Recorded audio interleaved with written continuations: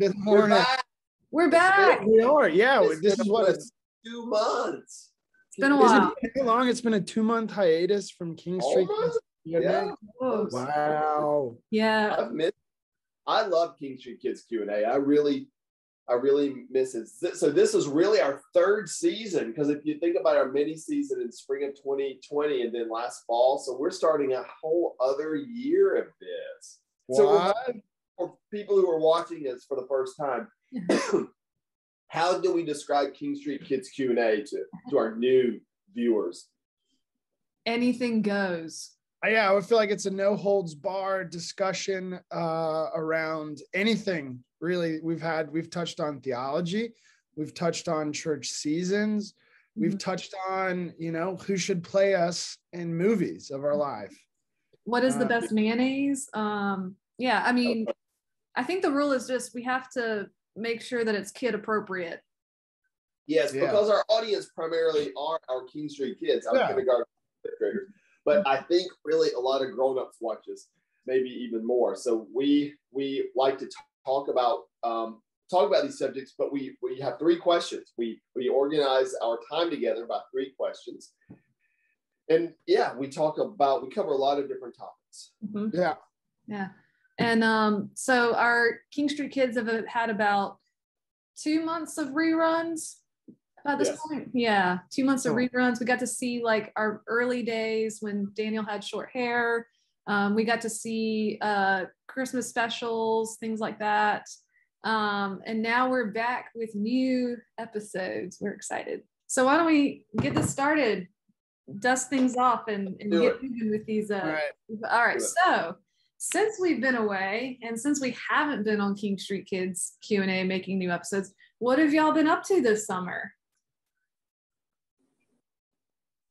Where to begin? Let's see.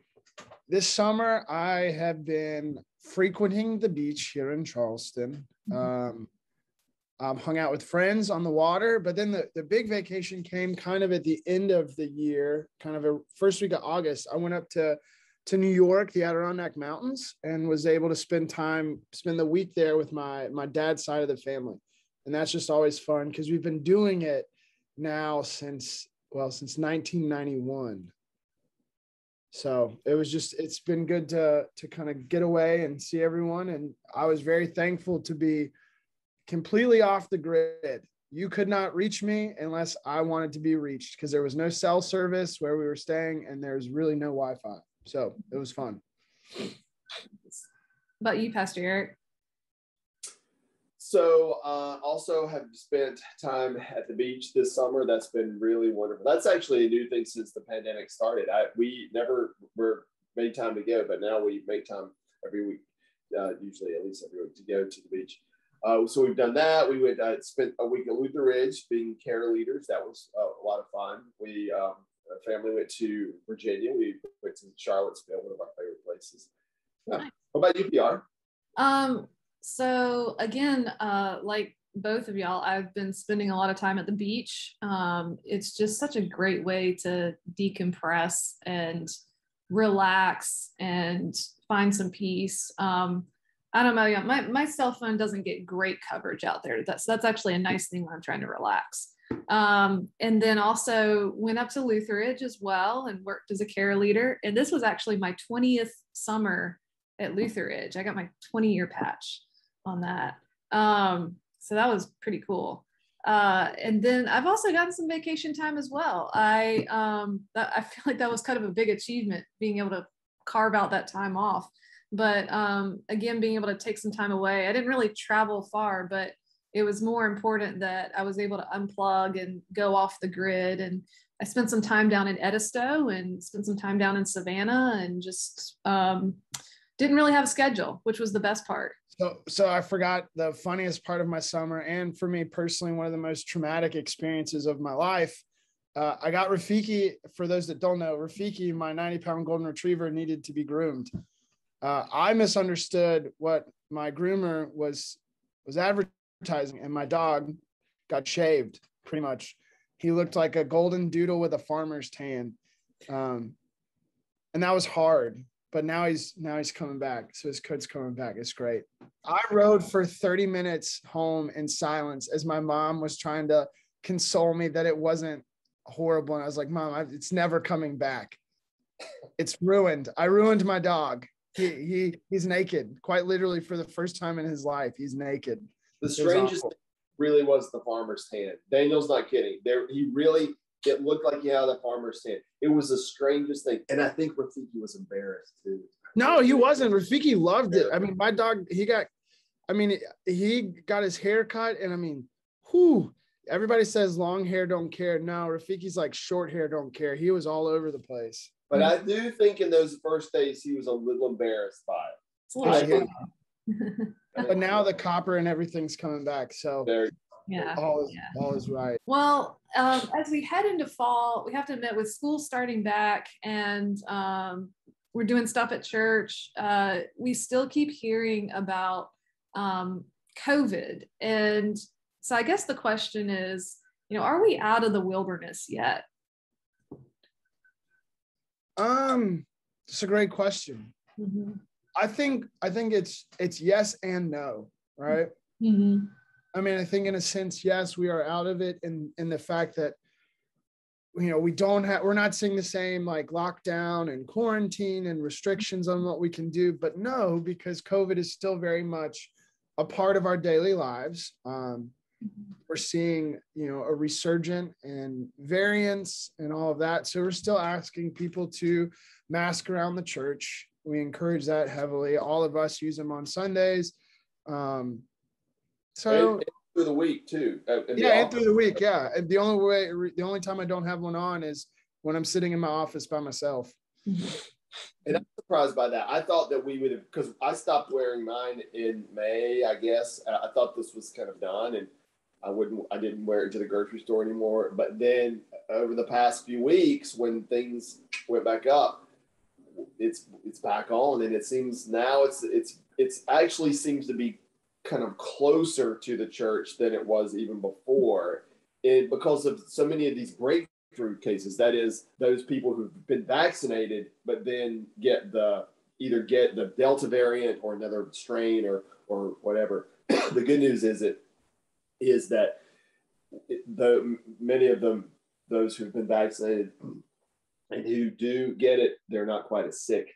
But I thought the wilderness would be over more, but we are going forward this fall, cautiously but optimistically, and we're asking people to wear masks. And as Daniel said, and I'm just so grateful people are going along with that, so that we can keep people safe, keep our in-person ministries, and be able to sing together in our worship together. I think that's just what we're trying to do. And we're keeping fingers crossed and saying prayers that this holds together for a while longer until this can go away. Yeah, and I think in some ways, I look back at when we first started hearing about COVID, I think the wilderness about it was that we didn't know how to handle it. We didn't know as much about the disease. We didn't know did you have to disinfect every surface around you? How did it spread? What were the best ways to protect ourselves against COVID? There was a lot that we didn't know, and that not knowing how to protect yourself against a disease can be scary. What's changed is we know a lot more about how we can protect ourselves against this disease. We know that getting a vaccine helps protect you, so that even if you do get sick, it's not as bad. We know that masking is very effective because it keeps those respiratory droplets from going out into the air. So we know a lot of tools. What we don't know is how long we're going to have to keep using these tools, and when we can pull back and they aren't present with us in our daily lives anymore. So I guess the wilderness has changed, but God's still with us in the wilderness. Amen. Yeah. Amen. Do we have a third question, PR? We do. Ooh, look at you drinking your seltzer water, your sparkling water. I'm very thirsty. Was your pinky out? Like you're being sophisticated? Yes. No, it wasn't. So I guess, so the final question is, we are moving ahead into the fall. We got a lot going on. What do we have to look forward to this fall? What do our King Street kids have to look forward to? What do our adults have to look forward to this fall? Nothing. I'm just kidding. I'm kidding. There's so much. So why don't I start with education? Because there's so many educational things, and y'all talk. There's some Koinonia things too. So for education, on Sunday mornings we have classes for all ages, and we encourage folks to come back in person. We're at 9 until about 9:45, and then we have our unity worship at 10. We have classes for everybody. We'd love to come. That includes again all ages from preschool for everybody, adults as well. So we encourage everybody to come. We also have classes throughout the week as well, and catechism for some of our yams. We're moving that to Wednesday evenings with our Wham ministries. That's at the 7:00 hour. So we have that as well. And there's nothing to say some of our yams couldn't join the book group as well that we do periodically. But on Wednesdays also for the yam time, and our King Street kids that we're watching, there are activities for devotionals. I know Daniel has some things planned for the King Street kids this fall as well that are outside Sunday mornings. So there's a lot to look forward to.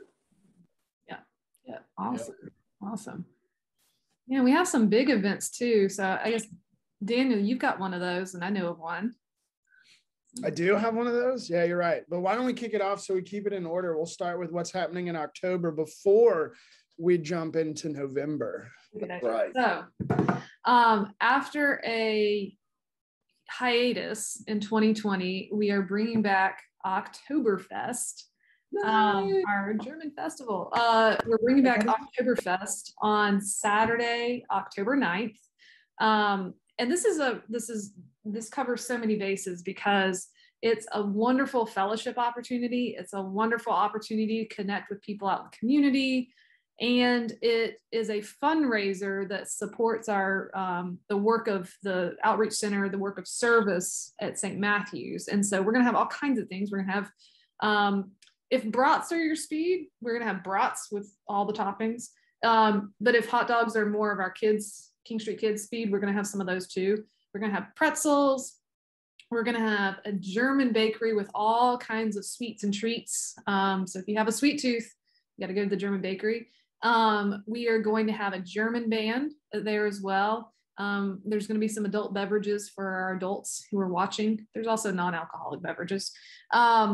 We're going to have new this year is we've lined up some organists who are going to play in the nave, play some German hymns and chorales. So that might attract a different crowd, but we're going to have that. And so there's some organists who are really excited to get to come and play the organ at St. Matthew's. Jason said it's a little bit like getting handed a golden ticket, being asked to play our organ, because it's just an awesome one.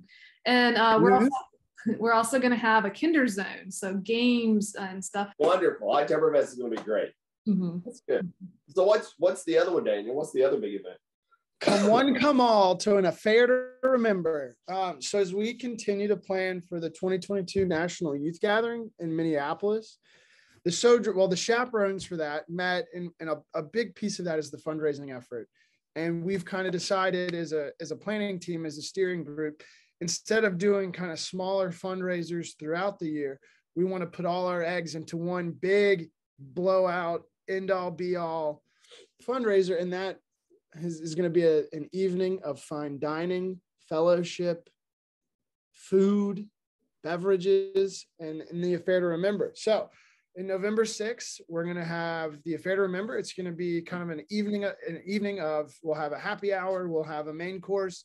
We have booked entertainment from piano players to Stephanie Burke is going to be joining us to paint an original piece of art that will be auctioned off live that evening. We also have a silent auction, and the silent auction is shaping up to be pretty awesome. We've got a Bennett package, which is going to be incredible. We have boat rentals. We have jewelry. We have, I think what's really awesome, we have a remote control tractor. What? I just hope that the bucket does its own thing. But either way, that's awesome. So we're gearing up for just and I think what's going to be an incredible evening of fellowship around raising funds for the youth to go and participate in the greatest experience of youth ministry in that youth gathering. There's nothing, you really can't describe 30 to 40,000 people descending on a city for a week of fellowship and service. So it's just going to be incredible. The chaperones are excited. The youth are excited and getting excited for what's to come. And we just encourage everyone to come out for the evening. Well, it's good to be back for King Street Kids Q&A. It is good. It is good. Sweet. And we will be back next week, next Friday morning. All right. All right. Be well, everyone. Bye-bye. Bye. Bye.